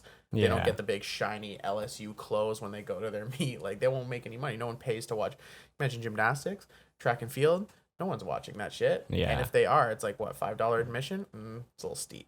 Like and that's the thing is that they still need flights and everything, right? that's right now it's kind of the great equalizer because gymnastics gymnasts, they're the ones with all the Instagram followers. They're the ones that are getting like that have the ability to actually get sponsored because most football players are just playing like this is their dream. They're just playing football. They're not focusing on the rest. Gymnasts and like soccer players or like high jump, all that shit. They're trying to get Instagram because nobody's looking at them in Right. case they make money. They're trying to double as like models basically. Yeah, because they want to make an income after because they know after 4 years they're not making money, and then like the Olympics they don't pay athletes either. So if these people once they're done their track and field, their next goal is the Olympics. They're still not getting paid, so they need to figure out a way to make money on the side. The Olympics is like the biggest scam ever. Oh yeah, it's the Like, exact same thing. Whoever except for, the city that gets sponsored to be allowed to host it has to pay for everything, and Yeah. then the Olympics just leaves, and everyone has to clean up their shit, It's and then make Olympics money. makes all the Their money. whole community is left in shambles because it was probably not as profitable as they thought it would be. Yeah. It's Yeah, crazy. It's Pretty tough. It's a big dick show. But the thing I wanted to say with the NCAA, it might be more of a question to you just because you don't watch as much sports. But do you see less top end talent actually going to the league from this because they're not gonna be only solely focused on their craft. They're gonna be focused on the social media side, like I don't need to do this interview here. I can go on this podcast and do this, and I'm gonna make more money on my own. And as well, they're gonna start when they're doing podcasts, doing all these extra things. They're gonna say shit that's not right. They're 20-year-old kids. They're gonna accidentally misspeak and have like TV deals want to come down on them saying we don't like this guy, blah blah blah. So are we gonna lose out on talent potentially with this happening? I think it's really interesting because it's always going to come down to, what does the market decide? What does the consumer base want to see? Because on one side you have guys like, Reggie Bush. He was a running back in the early 2000s when we were kids, and he went to the NFL, and he wasn't as popular in the NFL, but in college he's like an icon. He's like a, Hall of Fame college football player, but pretty average NFL player. Now they found out he accepted $300K from his school, so they deleted all of his college football records. They took away his Heisman Trophy, which is given to the best player in the country usually. Wow. And they basically just blackballed him. And so, there's that. And he's like, now that this rule's been overturned, he's like, can I have my Heisman back? But then on the other side, you got, I can't remember his name, but he's the son of a basketball player, I don't even remember the guy's name, but he just signed like a $2 million endorsement deal with a tech company, and he hasn't even actually played a college basketball game yet. And I'm just like, this guy still has to go to camp. Like, he hasn't even played yet, and he just signed $2 million. He's a millionaire, and he just finished high school. Wow. So, like, what does the market decide? Are we saying that we're so where do we want to see athletes? Because I even remember when Connor McDavid, who's like the best hockey player in the world, before he gets to the NHL, he was playing out, and I think it was like the London Knights or something like that. Something relatively close out in Ontario to where I was going to school. And I had a couple buddies who were like, this guy's the future. He's the next guy. We have a chance to go see him for free or like $5 right now, or we'll never see him again because we're going to see him on TV for the rest of our lives. Unless you pay like $100 for a ticket or whatever hockey tickets worth these days. And, there's a good community of people that are like, hey, well, how early do we want to see these guys? Can we tell who's the next great one? That's what I think of, because the NFL, you're like, all right, you got guys like Reggie Bush who did so well. They were so powerful in college. Let's see them in the NFL and they'll get their contract money. But then you got, all those guys are like, I only watch college football. I just want to watch the college guys because they have more at stake because they have to work for that contract still. They haven't got paid yet. I always hear that the college teams work way harder. Like, you get a way better game out of those Because they haven't been They paid yet. broke. They They got shit. They gotta push they either it. play really good or they go back Yeah. wherever they came from. They Yeah. haven't been, they haven't been paid yet. And in the NFL, that's validated by guys that, they're on a contract year. They're trying to re-sign a contract. They're playing out of their mind. Guys that are signed their big money. Once you pay that guy, you pay him. Well, then he plays like shit. I was like, what's the point of paying him? He's going to play like shit. Yeah. And then it was like, does that bring it back a step now to like high school? How early are we going to watch these? Because like this guy that I just talked about, he just played high school basketball and he earned an endorsement for Yeah, $2 that's million wild. just on high school. So Yeah. now and that's the thing, high school basketball has probably the most hype out of any sport. Because like I say, college football is the biggest college sport. No one cares about high school football, but high school basketball though, you'll see that on ESPN if someone's going off. Like Zion Williamson, he's second year in the NBA. He played 1 year at Duke because in NBA you just have to play 1 year of college, whereas football it's like 3. So I'm watching his highlights before he's even graduated high school. Wow. Can you imagine the endorsements? Like he was the most hyped prospect since LeBron James in this recent era. Yeah. And how much money he would have made before he even got to university, before he even got to the NBA. Mm-hmm. He had to wait. He made nothing, absolutely nothing. Sold millions of dollars of tickets. Wow. Sold so much merchandise. Yeah. Didn't make a dime.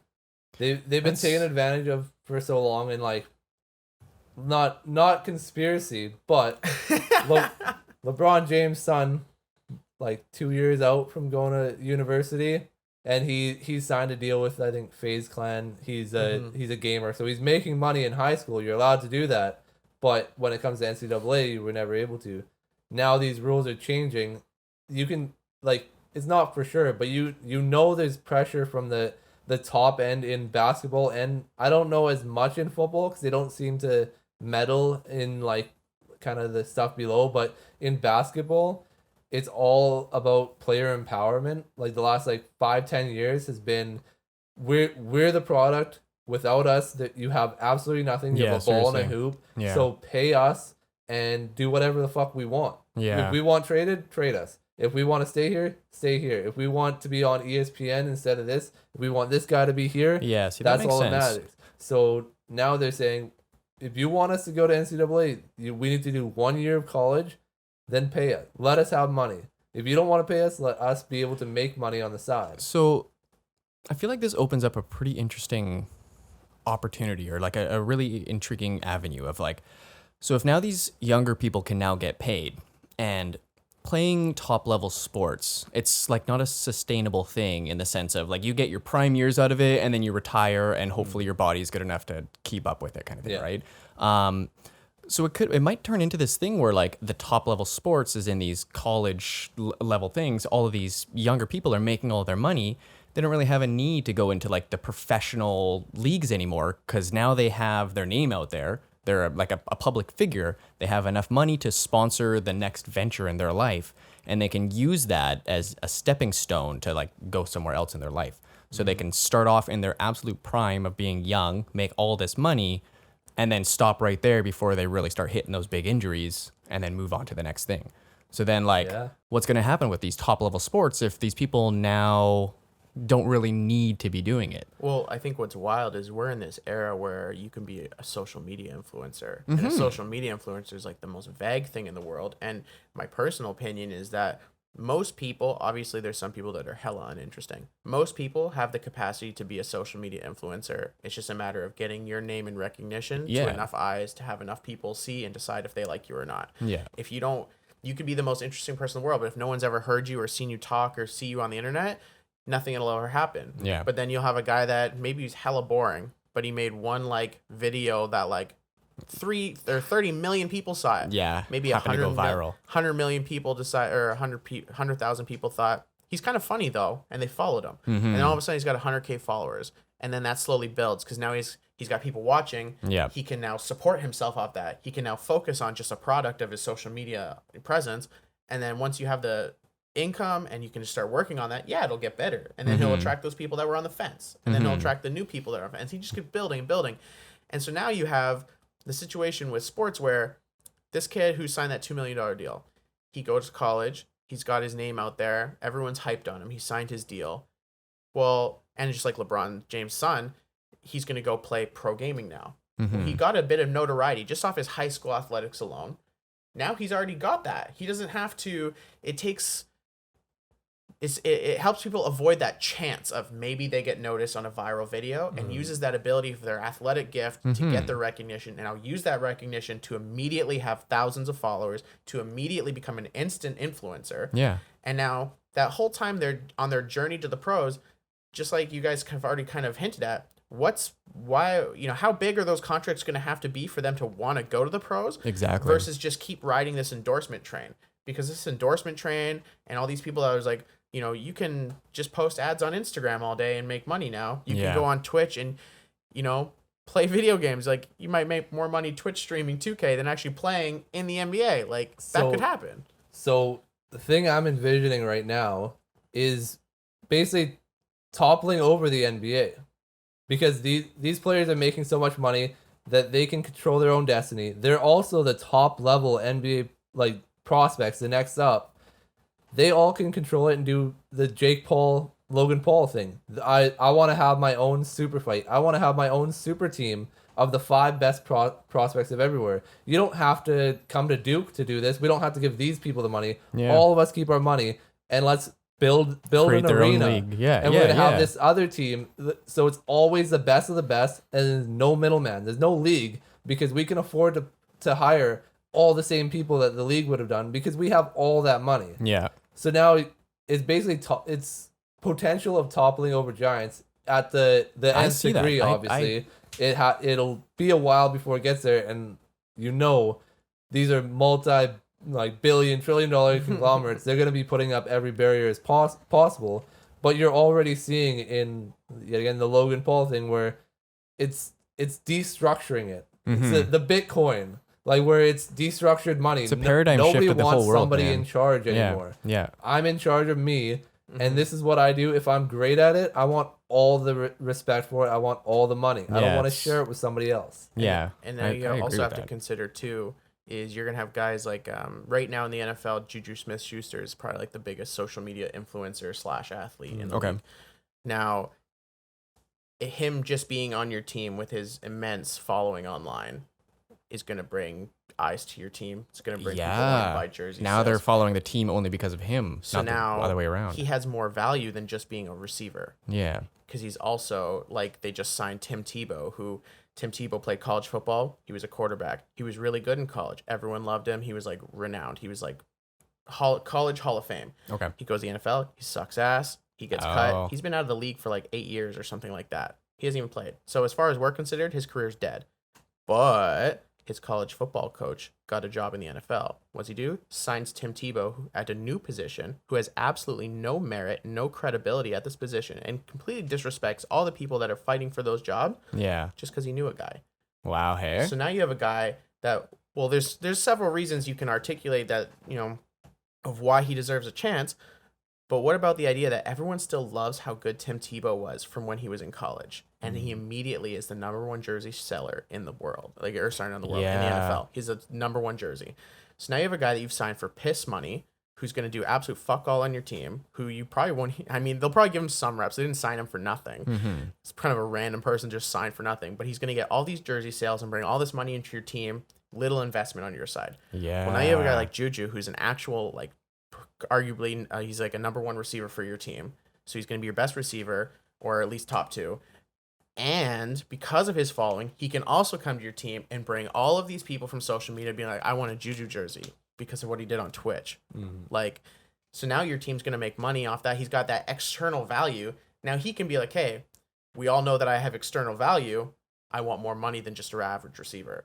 Yeah, I might not be as good as DeAndre Hopkins, but I have more of a social media presence, which is going to bring more money for you. And because you're making more money, I want more money, despite being a Yeah. lesser player. It's That's not like- about the sports anymore. That's like just the sideline. It's of- the attraction, the draw. Like, Yeah. you want the celebrity on your team. It's a That full-on celebrity is business going at to this demand point. more money. And that's the Wow, thing. It's eh? always been like that, but there's been no way to tell. There's been no way to know that Juju Smith was the most followed here, because there was no internet. Like, Yeah. everybody only watched teams because they had the best of the best. Yeah. Yeah. Like, nobody was watching the Lakers because they had Derek Fisher. No, it was Shaq and Kobe, but they didn't have a presence to prove that it was them. Right? The They only just had their celebrity- only ability. The only celebrity they'd get is when they do an interview or something, or Mm-hmm. they'd have a big game or something like that, and then they get their moment to talk, and they'd have that celebrity. Yeah. Now that celebrity just comes out of fucking nowhere. Yeah, you make your own celebrity. Right? You Or, like- decide to talk into a camera, you make that one moment that goes viral and you start going. Now you did it yourself. You didn't wait for somebody to bring a reporter down and ask you the right question at the perfect time and have the right response off the top of your head. You did it yourself. And you know, it's crazy because if you think of like the olden days, you know, Juju plays for the Pittsburgh Steelers. Another Pittsburgh Steeler legend is this guy named Mean Joe Green. He played D tackle back in the 70s. He's probably top 2 defensive tackles of all time. He's just absolute icon. Now, back in the 70s, you think Mean Joe Green's caring about what's going on, people talking about how famous he is? No, he's a football player. He's literally out here to rip your head off. Like, he's a baller. Now, he had a Coca-Cola commercial that sold hella Coke. That sounded bad. Hella Coca-Cola bottles. He saw a lot of pop of this Coca-Cola commercial. So, you know, but back then he just, I did a commercial. I got paid for the commercial. Cool. Job done. Moves on with his day. But now there's just so much celebrity. It's like, well, I didn't just sell you Coca-Cola for that day. I'm selling you tickets this whole time I'm here. Guys like him are sitting there thinking, well, we didn't worry about our celebrity. But guys now are thinking, well, I got all this celebrity. The dollars are real. The internet value is real. That's going to demand real money. Yeah. And I think that that's only the start of it. And like you said, too, they're going to have their own money before they even get to the NFL because they've been making money. Yeah. They're not thirsty for that first NFL contract and eager to sign that shit offer that they might have gotten, that maybe they got undervalued or lowballed because the league's like, you're broke as fuck. I could change your life with this contract. But this contract could be a lot more, but I know that you're okay just taking this because you've been broke your whole life. Now that they can be like, I already have 50 mil in the bank. Only 30? I'm not even going to play for you if you don't pay me this much. And now they can just start, who knows? Maybe the implications of this NCAA deal and allowing these players to get money in their pockets so early is going to take a lot of power away from NFL. I really think so. That's like, I really see this being a big thing in it over the next decade, essentially. And you know, Kyle touched on it briefly, but like the basketball community as a whole has very much been about the players. Because there's See, that's cool at least. That's generally speaking, it's because there's less players on a team. Okay. Which makes it easier for them to come together and be together. And when you think of the NBA Players Association, which is like their union, you have the top players in the league, your LeBron James, your Chris Pauls, like the big names. They all stand together. They fight for every man in the league that plays basketball. Okay. And they're like, we need this for everybody. In the NFL, it's a little different. Quarterback. You have first off, and the guy that protects the quarterback. You have first off a drastically different race perspective, whereas the NBA, it's basically all black guys. They all have a similar background. They can all relate to each other. It's easier for them to get behind each other. The NFL, you got systemic racism running rampant.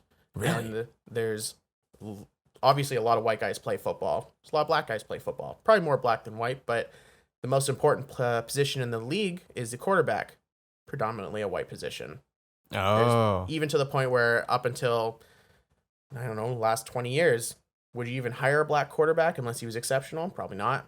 Interesting. Like, Basically, they really get screwed for a long history in the NFL. Black quarterbacks get discriminated football against. goes owner, general manager, quarterback, and then everybody else is on coaches, DBs, linebackers, receivers. Everybody else is below. Those are the three people that matter. Yeah. And they've all been white.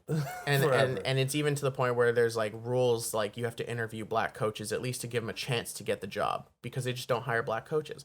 Because the idea, and then like if I were to speculate why, I guess the idea would be you have a white owner, he's got all this money, and this is his thing. This is his money maker. Hey. I'm just saying weird shit now. He's going to want to hire someone that he trusts. Who's he going to trust? Somebody like him. Well, he's an old white guy, so he's going to want an old white guy. Yeah. Who they're going to trust as their quarterback? Someone that they see a little bit of themselves in. Who's that? Man. A younger white guy. Yeah. And so that kind of idea stems the most important positions to always be only white guys. Interesting. And so it's only recently that like you're seeing like these, black head coaches, get opportunities that they really haven't got. And honestly, they're not even getting the opportunities they should be getting. There's still so many more guys that deserve big opportunities. They're still getting snubbed to this day. So it's not even like a fixed issue. But there is some progress in that field. And, because of the success of a few here and there, black quarterbacks are now getting their time where they get opportunities, because some of them are the best in the league. The best quarterback in the world right now is Patrick Mahomes, and I'm pretty sure he's mixed. I don't think his mom's black, but his dad's definitely black. I didn't do a DNA test. I'm not sure. I mean, either way, he's obviously not white. But the point being is that, there's a lot of black quarterbacks that are having success because obviously at the end of the day, that doesn't matter. Your Yeah. ability to play the position is what matters. But this idea that they couldn't, and this racism that's been going on for so long, Yeah. and it's tough. And now you have that white quarterback, they're going to pay him. So he's not, even though he's getting paid, he's the most influential. So if you want to have that NFL Players Association, the NFL Players Association, like I said, basketball, top guys are running that. They're fighting for everyone. In football, they're not, because there's so many more players on a team and it's harder for them to come together because of Yeah. that racial divide. Those big quarterbacks like Tom Brady, biggest quarterback in the world, he's not the head of the NFL Players Association. He made his money. He doesn't talk about it. Yeah, he why doesn't would go he fight care, I for the guess? little guy. He doesn't care. Yeah. I mean, Wow, I'm not eh? saying he's a bad guy, but there's no precedent to be set that they should be doing that. Yeah. You I got get Super that. Bowl MVP Tom Brady, white guy. NFL MVP Aaron Rodgers, white guy. Are they the ones fighting for every dollar for all the little guys? Not even close. No, Did they hey. even go to those meetings? They- Who knows? Yeah, Probably that's not. that's the big thing with football is there's so many different positions, so many different players that they all if you're one position, you think that this other position's below you. So when you go to the table immediately, if you're the head of it, they'll be like, "Oh yeah, you're right. We'll stick with you, and we won't pay them. We can't really afford what they want, but we can give you a raise and maybe drop them down a little bit." And you're like, Yeah, "Okay, yeah. yeah, well, that's my pockets. That's what I haven't made any money. I'm gonna take that deal every time." Jeez. And like just go back, "Hey man, I tried, but like turns out you can't Yeah. make as much money. They don't like you. It's out of my hands." Yeah. And if everyone's just fighting for themselves because of the culture that they've created, then the little guy gets fucked. And now you have in the NBA, you got guaranteed contracts where even if they get fired or they get hurt, they still get their money. In the NFL, it's like, oh, you signed this big contract. Oh, you got hurt, canceled. Yeah, you can You don't cut a get nothing. contract at any moment. Yeah. I didn't know that for the longest time. When I heard it, I was like, "That's literally not a Wow. contract. That's Is that that's only an IOU." NFL or is that all across the board? I think other sports have it, but NFL, it's like it's if it's a cutthroat. guaranteed contract, it's like, oh wow, he really Yeah. went to the bargaining table and was able to get a guarantee. Yeah, everyone's Okay, really okay. proud that people get like so much money guaranteed, but it'll be like, oh, you signed an $80 million contract, 20 guaranteed. Wow, that's really good. So you still You signed an 80 guarantee or an 80,000. 80 It's mil. crazy, 80 Yeah. million. Whereas like the NBA, the worst is it'll be, you have a partially guaranteed contract. So if you get to the 3/4 of the way through the season, there's a free agent signing and then the trade deadline. If you get to that point, they have a decision. They could either sign you for the rest of that year and you get the rest of that money on top, or you lose Wow. it and you get paid for what you did. Yeah. But there's never a time where it's like, oh, we don't really like you, so we're gonna take back the next 3 years. You can Yeah. figure it Yeah. out now. Yeah. Wow. hey? Meanwhile, like sports are um, fucked. I'm pretty sure Yeah, NHL. the contracts, when you start looking at them, it's Yeah, like, this hey? is crazy. I'm pretty sure in the NHL you have to buy players out of contracts as well. Because like if you sign someone to a shit contract and they suck at hockey, you're just like on the list of like worst contracts in the league, basically. But, like, hockey players get paid dick. I mean, yeah, Like, they get paid paid piss. They get paid nothing. you got They- Sidney Crosby at the time making like what 14 mil was like the cap. yeah, they're trying. Really, like, hey? the guys getting over Wow. 10 mil, and I'm like, this is why would anybody play hockey? I'm pretty sure the Like, there's no reason. number one NFL pick this year just signed for like 60 mil, and he hasn't even played an NFL game yet. Yeah. Wow. And it's like it's Just crazy. crazy. It's wild. I've been I have been reading about a couple of different, mostly I think NFL, but people are starting to ask for their contract in Bitcoin.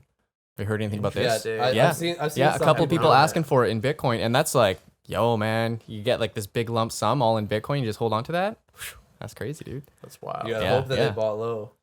That's But no, wild. I I do. get that. Just like adds into the rest of the conversation we've been having, like where that could take it. Mm-hmm. All these different changes have such a impact that I don't think we have the ability to fully realize. No, yet. I think there's a lot. Like I've been saying this in the background for quite a while, but I really feel like we're at the edge or at the cusp of like a technological revolution, like Yeah. the next industrial revolution kind of thing. We have Yeah. just so much technology and we have so much information now that we don't have to keep doing things the way we've been doing it. And there's Yeah. been people who are at the top and they know how the system works and like basically manipulating and exploiting the system because they know so well of how it works. And all of that's kind of crumbling in a sense of like there's so many other options out there now where these people who are being exploited, they can start making money now. Yeah. And like they don't have to worry about getting to that pro level because they can make their money before now. And it's crazy. And I think kind of, Kyle was talking about how these big guys are really forcing the younger, the smaller guy, you talk about having 80K in Bitcoin or something, and then something happens, you lose it, and you're like pressured into selling for whatever reason.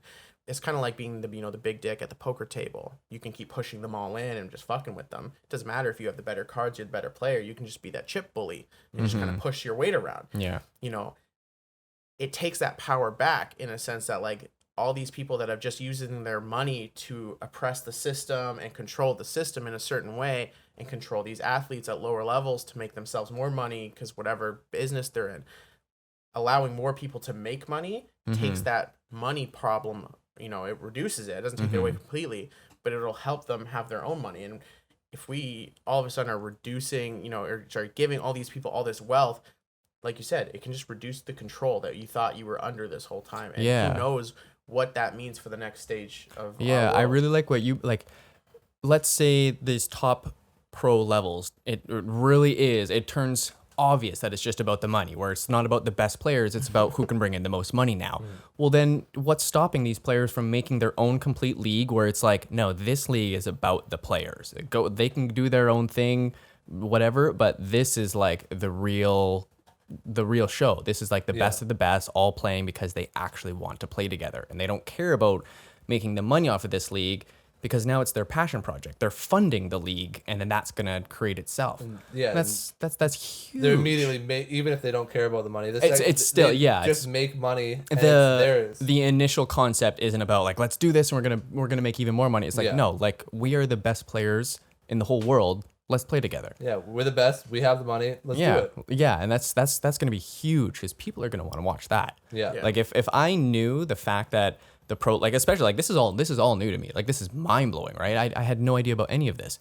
But going Most from of this here, is made up. Like this whole part here is just off the top of my head. This whole part. No, I know. I mean, from like pro level sports and everything of like how much it's actually about the money and not necessarily about the sport and everything like that. That's what I mean.